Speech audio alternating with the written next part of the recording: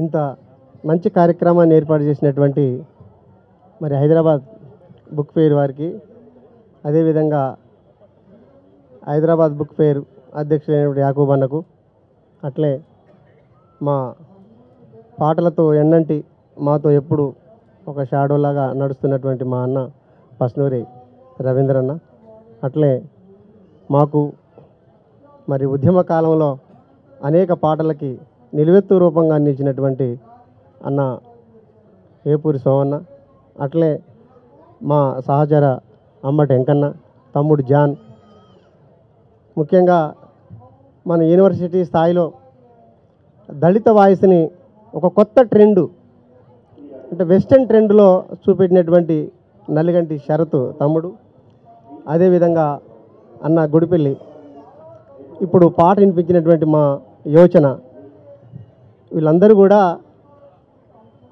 పాట కవులే కాకుండా ఉద్యమాలతో పెనవేసుకున్నటువంటి కవులు, అట్లనే చదువుకునే ప్రాయం నుంచే పాటలతో పెరిగినటువంటి వాళ్ళుగా ఉన్నారు.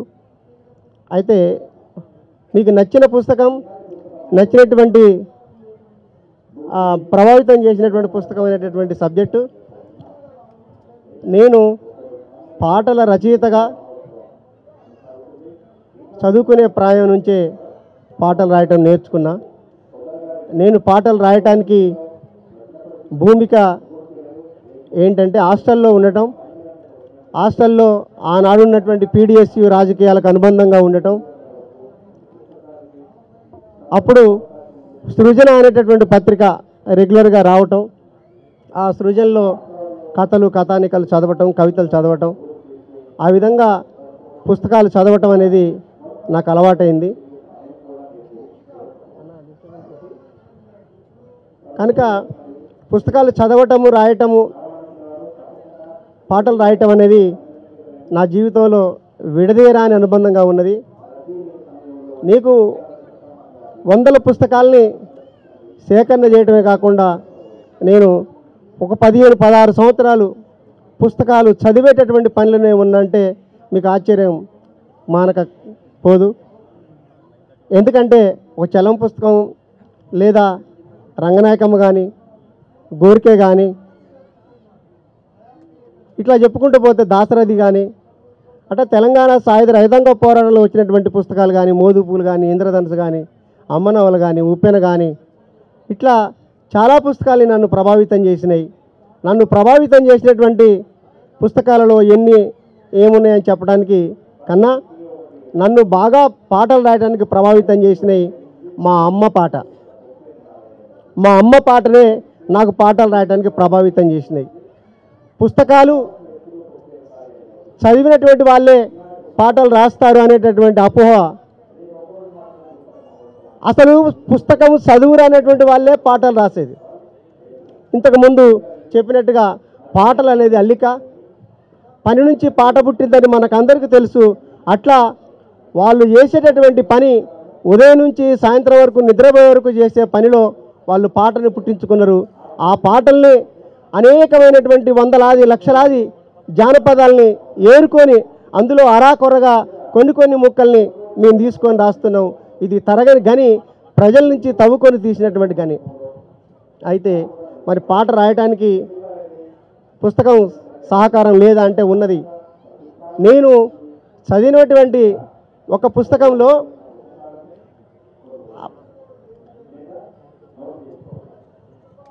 రైతు కళ్ళం నిండా గింజలున్న రైతన్న పల్లెం నిండా మెతుకులు లేవనేటటువంటి దాన్ని నేను ఆ సందర్భంలో ఒక బుక్కు చదివాను. అందులో బొగ్గు కాని కార్మికుల్లో పనిచేస్తున్నటువంటి ఒక కార్మికుడి ఇంట్లో బొగ్గు దొరకదు. బొగ్గు దొరకకపోతే అన్న మిట్టపల్లి సురేందర్ గారు వచ్చారు, వారిని వేదిక మీద రావాల్సిందిగా ఆహ్వానిస్తా ఉన్నాం. నంది అవార్డు గ్రహీత, అనేక పాటలు రాసినటువంటి యువ రచయిత మిట్టపల్లి సురేందర్ గారు ఆలస్యంగా వచ్చారు. వారికి స్వాగతం గట్టిగా సపట్లతోటి వేదిక మీదకి వెళ్దాం. తమ్ముడు మిట్టపల్లికి మరి ఓకే. కనుక రచయితలం పాటలు రాయడానికి పుస్తకాలు సహకారం చేస్తాయి, కానీ పుస్తకాలే పాటలు రాయడానికి పనికిరావు అనేది అనేక మంది పుస్తక సాహిత్యం అంటే విప్లవ సాహిత్యం మాత్రమే పుస్తకాల పాటలు రాయడానికి ఉపయోగపడ్డాయి అనేది నేను ఇక్కడ చెప్పదలుచుకున్నా.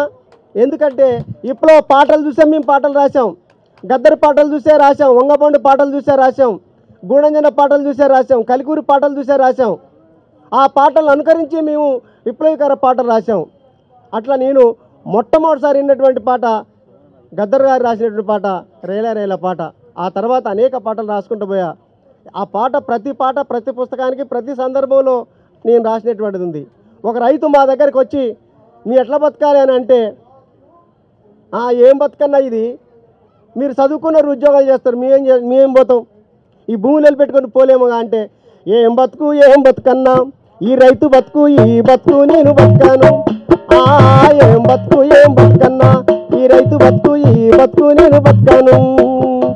పల్లెరుగా ఎల్ల పలుగురల్ల మీద నడిచి పాముల తెల్లల్ల కలిపి ఎద్దుల నడిచి వానగుంటల నీళ్లు దాగి ముళ్ళ కంచెలు ఎత్తి దూకి పుల్ల రసలు గారుతున్న పెడరెత్తులు ఎత్తిపోతి పెంట దిబ్బే పక్క ఎగ్గటి కట్టే దొంగడాయ పూరి అమ్మ.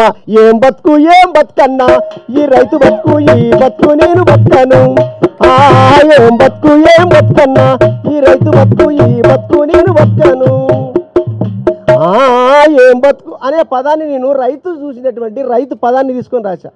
ఏ పుస్తకంలో చూసి రాయలే.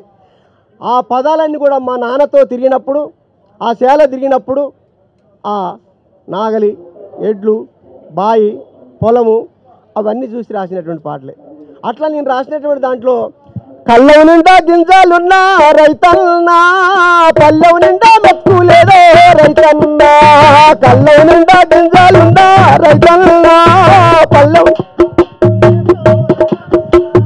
కళ్ళవు నిండా గింజలున్నా రైతన్నా, పల్లెవు నిండా బతుకులేదో రైతన్నా, కళ్ళవు నిండా గింజలున్నా రైతన్నా, పల్లెవు నిండా బతుకులేవో అన్నదాత అలవాటిస్తే ఏలగాడు ఏడాలొచ్చే. కళ్ళవు నిండా గింజలున్నా రైతన్నా, పల్లెవు నిండా బతుకులేవో రైతన్నా, కళ్ళవు నిండా గింజలున్నా రైతన్నా, పల్లెవు నిండా బతుకులేవో రైతన్నా.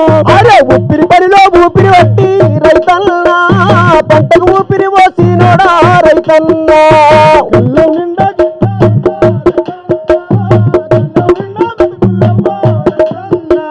అట్లా రంగనాయకమ్మ గారు పెట్టుబడిని తర్జుమా చేసినటువంటి దాంట్లో చదువుదామని ప్రయత్నం చేస్తే ఒక్క ముక్క కూడా నాకు అర్థం కాలే.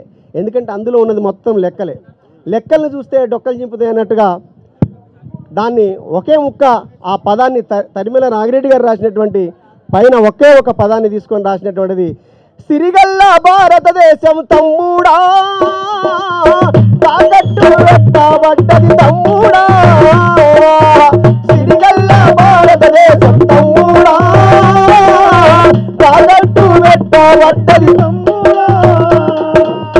కంప్యూటర్ మిషన్ ఉందంట, కంపెనీకే మేలైందంట, వందల కొద్ది పనిని అది ఒక్కటి చేస్తుందంట,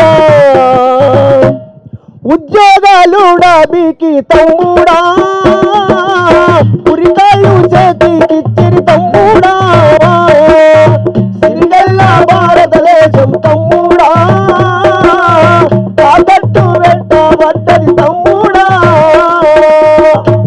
ఇట్లా అనేకమైనటువంటి పాటల్ని తెలంగాణ ఉద్యమంలో కూడా చాలా పాటలు రాయటం జరిగింది. కానీ ఇటీవల కాలంలో పాటలు రాయటం అంటే రచయితలు తిట్టుకుంటూ రాసే పాటలే ఎక్కువైపోతున్నాయి. వీడిని తిట్టడం, వాడిని తిట్టడం. తిట్టుకుంటూ రాయటం అనేది చాలా సులభం.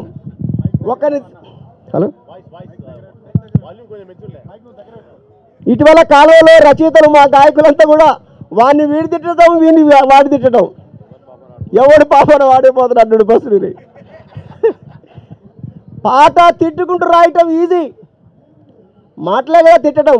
కానీ సమాజాన్ని మేల్కొల్పే పాట రాయాలంటే, సమాజాన్ని ఒక ముందుకు తీసుకుపోయేటటువంటి విధంగా పాట రాయాలంటే ఉన్న లోకాన్ని అందరినీ మేనేజ్ చేయగలగాలి, అందరినీ సమూహంగా తీసుకుపోగలగాలి.